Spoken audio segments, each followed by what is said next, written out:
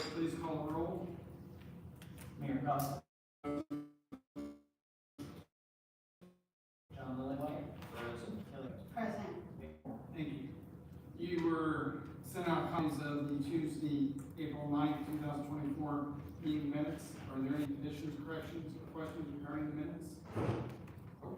No. I'll move that we approve them. I would second that. The motion made and seconded to approve the minutes as presented. All in favor say aye. Aye. Aye. Opposed, no. Motion carries. Mr. Porter, Mr. Closes. Good evening, Board.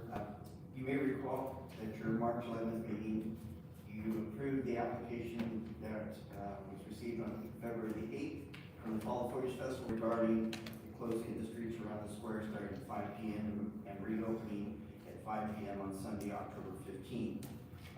With that approval, the application was given permit number 2024-0006, and a copy of the application is in your packets.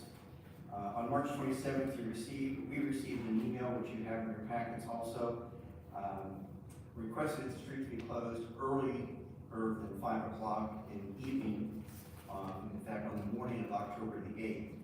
And it was staff's recommendation to bring it back to the Board of Works for your discussion and consideration, since that is significantly different than what has been done in other years. There is Brenda Martinsville is here, who's the president of the festival, and she may wish to elaborate on that request, or if you have questions, you may want to direct it to her. No, I didn't have any questions. The request in the email was pretty clear. They just wanted to get started setting up earlier. Brenda, I'm sorry, I'm gonna make you come to the podium. I worked for Oregon County Court Services for 20 plus years, so I'm familiar with the cutoffs at 5 p.m. on Tuesday, and always has been.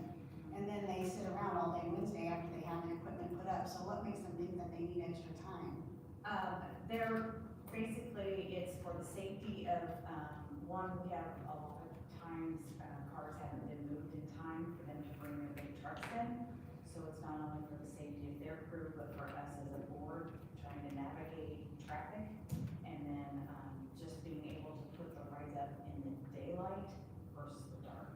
So that therefore, it's just a safety concern, for them to be able to do that in the daylight versus, at night, and then have to wait for inspection. Okay, so this would essentially, shut down a whole another day of traffic, right, through town? Yes.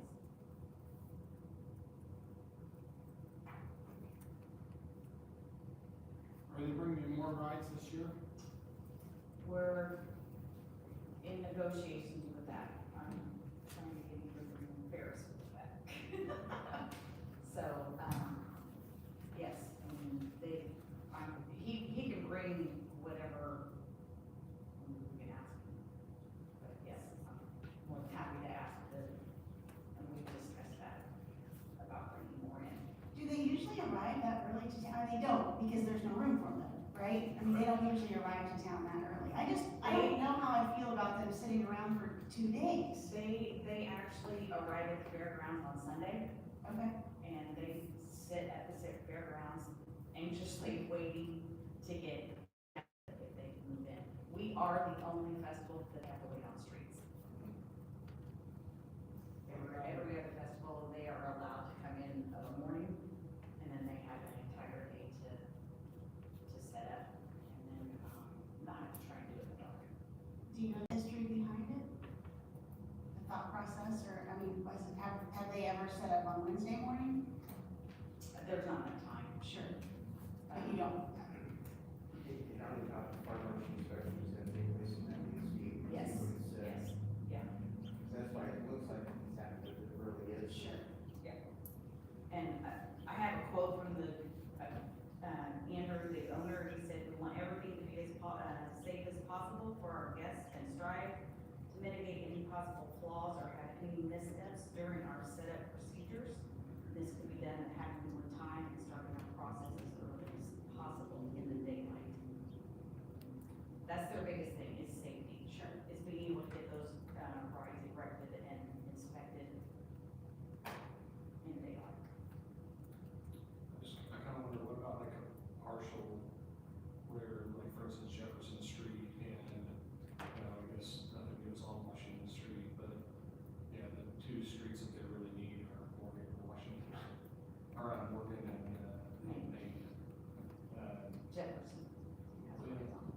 gonna say, I would, you know, just spitballing here, it's easy to close Jefferson there on the square, because there's a lot less traffic there, it's less impactful, if we wanted to close that during the day. But closing Morgan, that intersection of Morgan and Main is, heavily trafficked. I don't know how you would, I mean, they've got so many things coming in, I think Yeah. they're all of them, so. Yeah, I don't- I think we need to think about how it's going to impact the people that are living downtown also. I'm just gonna say one more time, do we have to do it downtown? We have fairgrounds, and I know I've said this, and that, I understand, but it does seem someday we might have to consider that. And we are aware that with the county doing the renovations and whatnot, that they pretty much told us that this year is a go, but the next 2 years. Have you reached out to any of the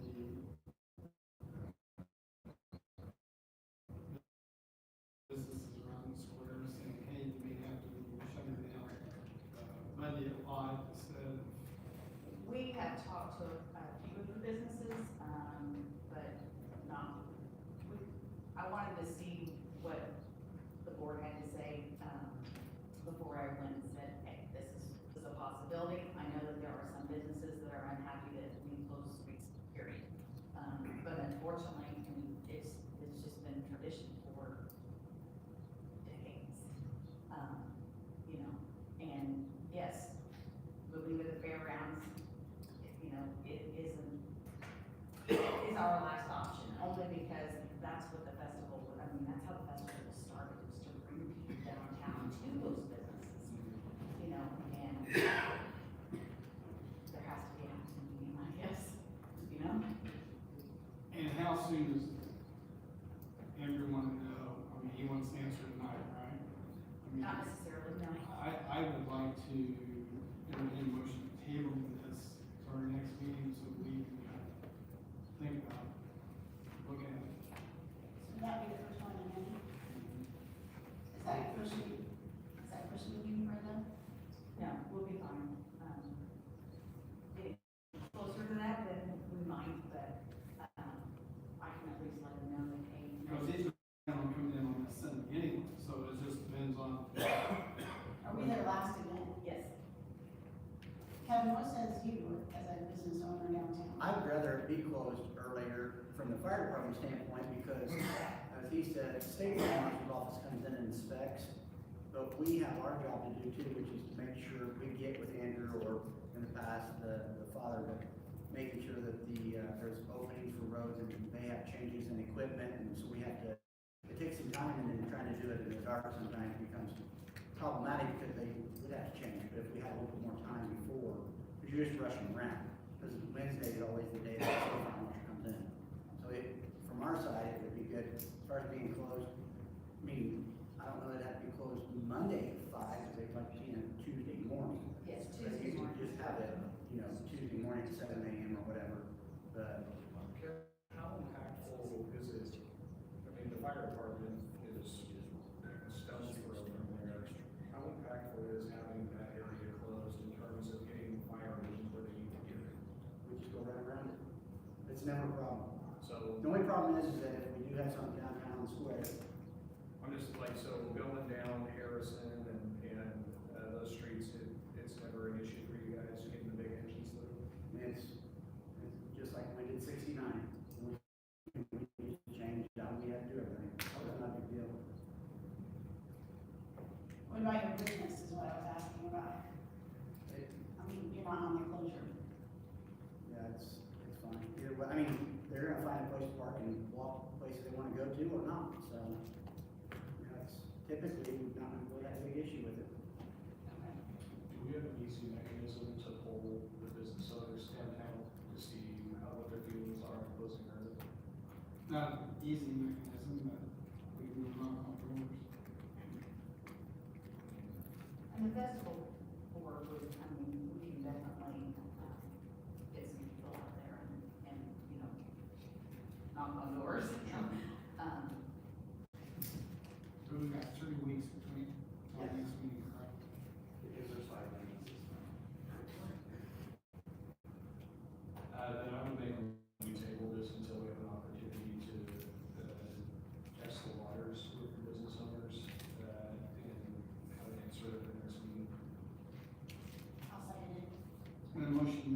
second to table this request till our first meeting in May, so we can talk to some of the business owners. All in favor, say aye.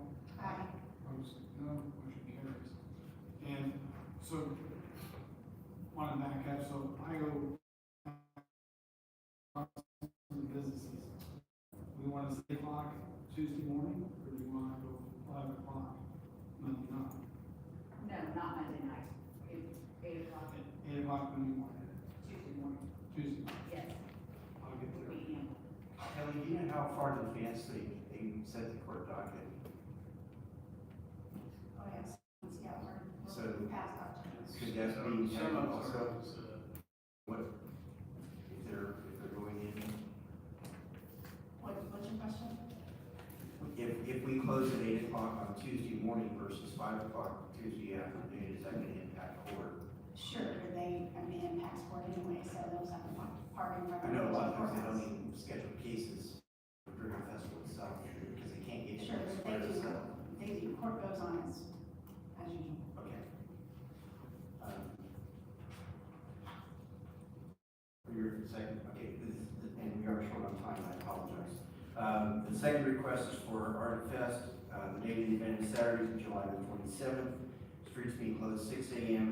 that morning and until 11 p.m. that evening. The impacted streets are Jefferson from Pike to Jackson Street with Morgan Street open, and Washington Street from Main to Sycamore Street. It's just one day. Questions on that?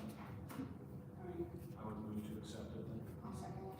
the motion made and seconded to accept the street closures for the Artie Fest.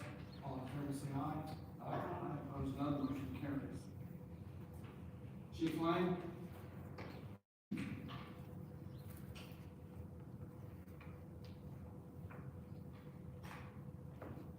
Good evening. I think you all have for you probably some policies that I'm sure you enjoyed reading, watching paint dry. But if you remember this, one of my first official acts when I came here in the first of last year was to revise our policies and update them, get us more in concert with what the rest of the country is doing. And what I did was hire, that's what they do. You know, is develop policies for agencies across the United States. And in that, it's the agencies throughout the United States adopt the best practices for law enforcement throughout the United States. However, that we still have editorial rights to make each policy fit Martinsville directly. So I don't know if you may or may not know the process. If you endure me for a couple of minutes, I'll explain it. We have weekly meetings, Zoom meetings with Lexipol. They show us what we're doing is pushing out the most important policies that can impact the city first. And we probably review on average 10 a week or maybe more. And when we first started this, I think we asked the board, I may or may not be right, if you wanted to in mass at the end with all of them together, or did you want to do it section by time? Well, this is the first batch. It consists of 23% of what the entire policy book will look like. So we have the Zoom meetings. There's 4 of us officers that are usually in attendance in those meetings. We tweak the policies that are presented to us. We send them to Dale for his review. After his review, he sends them back to us. If he approves them, then we put them on the agenda for you to consider. If you pass them, then they come back to us and they go out to the officers on the street on their laptops, so they will have them. They will always have them there, and they have to mark that they have been read. Each policy has been sent out to them. So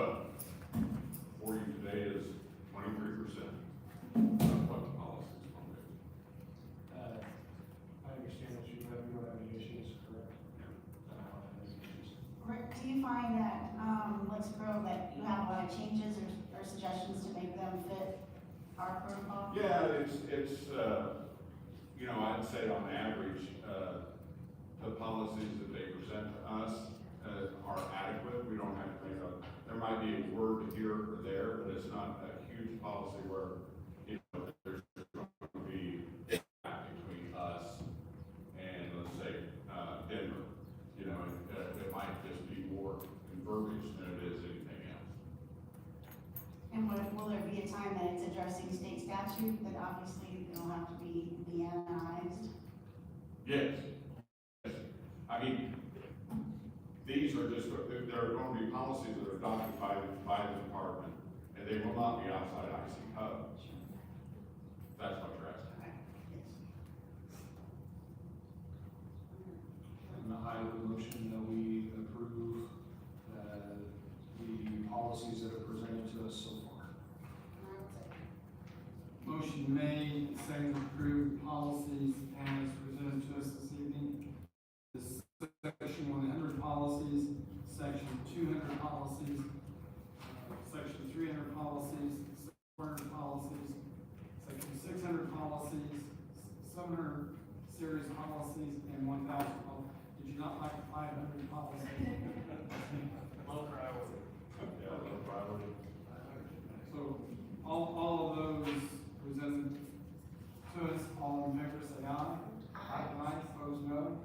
Motion carries. And one additional, thought for food for thought is, the good thing about Lexipol is these policies will age out, and they will, either replace, revise, or update, or, like I say, totally replace policies as go along, so we don't have to reinvent the wheel. And also, this will now be presented to the merit board for them to pass it also, correct? Yes. All right. Thank you, Chief Lane. Thank you. Mr. Dunn? Yep.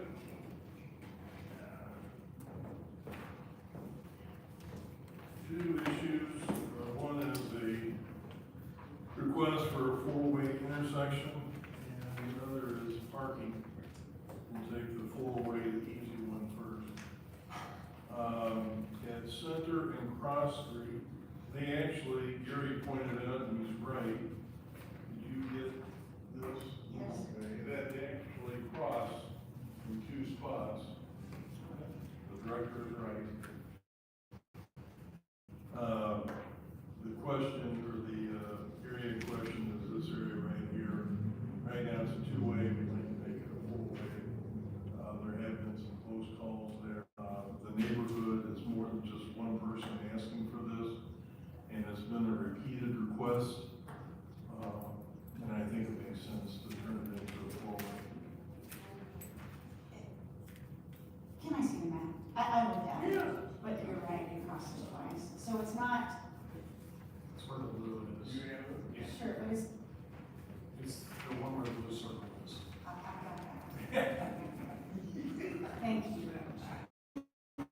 There is a blue circle. Closer to South Street. Correct. Sure, but why, I mean, it's like there's a clear side division there. I can see that. Accidents at the other. They're going real fast through there. So you're just trying to slow down traffic? They're just trying to prevent some danger. You see my point on what, like, that it would be hard to see coming out of Center Street and turning on Cross Street to go towards south? Right now, there's a stop sign down there at Center, the other one. That could be made a three-way, but I think the larger problem is in here. Are people just tearing out of that cul-de-sac? Yeah, it was a dead-end street with like 6 houses, maybe, right? Well, there's a two-way there right now, so it's on Center Street. They stop, stop. but they're not. Are people just using that as a cut through? Yeah, they do. They do. And so in the past, we've kind of, now this was before Chief Lane, but we would run a safety, traffic study. I don't know the definition of really what happened in the traffic studies, but, this is just a recommendation from individuals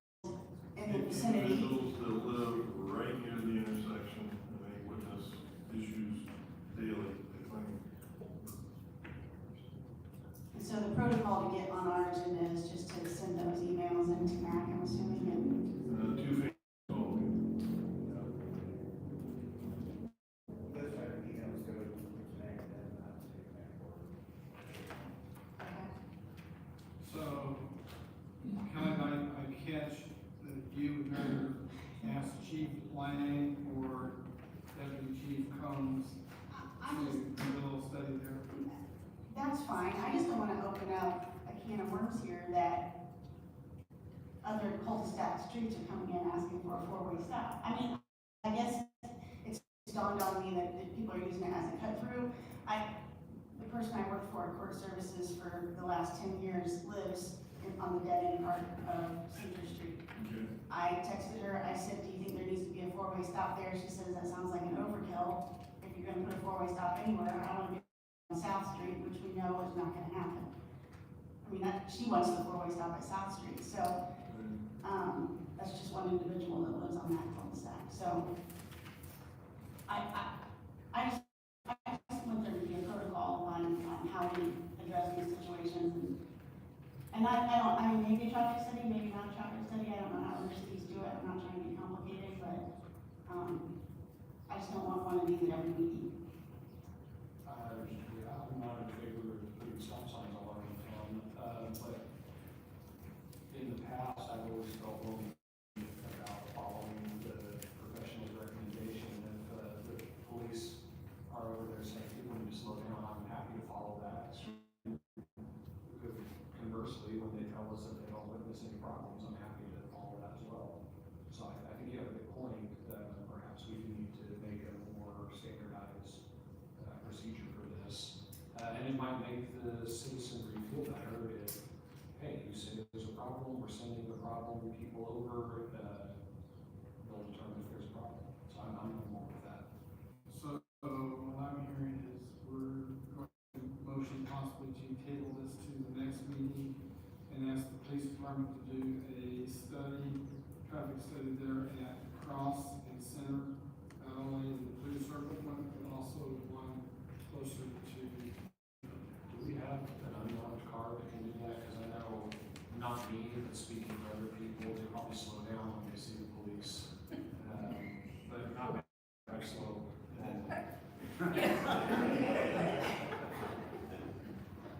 Just saying. I just want to get good test results, that's all. If people are driving the way that I think they're driving down that street, and I've seen it before too, we need to slow down. I'll make a motion that we table this until, We'll second that motion. thank you. So we are going to table this four-way stop discussion and ask the police department to do a traffic study there for us. Cars so they can get their accessible. I think that's a good idea. All in favor, say aye. Aye. Opposed, none, the motion passes. Okay. Next, well, working on South Street. We're doing a parking study, but I think we have a couple situations where I want to at least make you aware of what I think is a problem. And I think really maybe some action needs to be taken before we get the parking thing, ordinance rolling. It's on South Ohio Street. If you find this in there, it's from Wall to 339, 440 South Ohio, about the middle way of that next block. This is just because it narrows down. It does. Yeah. It bends, it's normally about 28 feet through there. Through the bend, it gets 24 feet. Several times I've gone through there, there's one house on the east side fairly regularly. And the other day, there was folks parking on the other side, and you could not have gotten fire there. Yeah. There's no way. So it's a problem of the bend, it's the narrowness, and honestly, most people do not park in that block. There's enough common sense to know not to park there. sense is not, everywhere. So that's the need for taking a look at that area. Any questions on that? So, first I want to say I completely agree with this, I've driven through there before, and it's a safety hazard. My only question is, and this is gonna come up every time, how is it going to be enforced? Well, we're gonna put no parking on both sides. We're gonna stripe it yellow from Walnut all the way down past the property line of 440. And if that doesn't get their attention, then hopefully the police will. Okay. That's, I just, want to give whoever's getting some teeth to make. While we're on Ohio Street, the other thing that when we're looking at the new parking ordinance, this is going to be referred to as a feeder street. Right. And with the feeder streets, there will not be parking on either side. And again, that's what we're looking at. We still got some things ironed out between the fire and police before it's sent to the county. We can look at the rough drawings, then we're gonna have a couple of town hall meetings, so that this is a process. Sure. But eventually, this may be a street there's no parking on anyway. But, Do we need to approve both of these individually? You can do them individually, you can table them, and go down there and take a look at it yourself, whatever. I would motion we approve the no parking on Ohio from Street line South Ohio. And I would second it. and I just wondered, discussion on that. We can pass it, but if we were table it, we at least could reach out to the residents and say, hey, we're going to be making this, and we're going to bring it up at our May 13th meeting. If you want to say anything about this, you'll be here, because we have not reached out to them yet. There are 16 residents that we had identified that if it was, we were gonna send a letter to them. And that's really, I think, a fair thing to do. So we got to look at it when we tell them there's no parking there. Well, That is fair. Well, but It's it's also only- gonna give them time to find a place to park. Yeah, okay. Then I would rescind my motion and re-motion that we table this until our next, meeting, when we have an opportunity for live public comment. I'll second the motion to table. Motion made, and seconded to table this to the May 13th meeting, and we will send letters out to residents affected, to give them an opportunity to come in. And so we also are reason for this. All in favor, say aye. Aye. Aye, opposed, no, motion carries. Okay. The next one is the Garfield Roundabout. And again, it's the actions of a few that bring us to this point. We feel we need to look at that area, and if you look at the map, the elevate map that I so eloquently did, North Ohio first. So this section right here to the roundabout, what I'm recommending is no parking from that alley going south to the roundabout. Nobody really parks there anyway, but if we're gonna do it, kind of do it in a sphere, to be fair. The same, if we're going clockwise, look at Garfield running east. I recommend that we take it to that first alley. I don't think it impacts anybody, nobody parks there. Anyway, if you look at the roundabout, it goes Ohio to Gray Street. Make that area no parking. And the same on Garfield going west, we recommend you go to Wayne Street. Both sides, no parking. And then the only one left, where Circle Street is no longer a factor, doesn't really show the roundabout, but Mahaleysville Street, if you would make that no parking, the alleyway there right across from Sumner Avenue, if you would make that area no parking, it will alleviate a couple of, well, currently, there are a couple of short, and this will take care of it. And I would recommend that you the signs, paint the curbs yellow. But again, if you feel this, we will notify those affected. And, which one?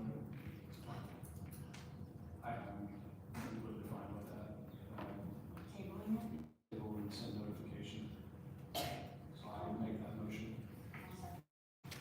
Motion made and seconded to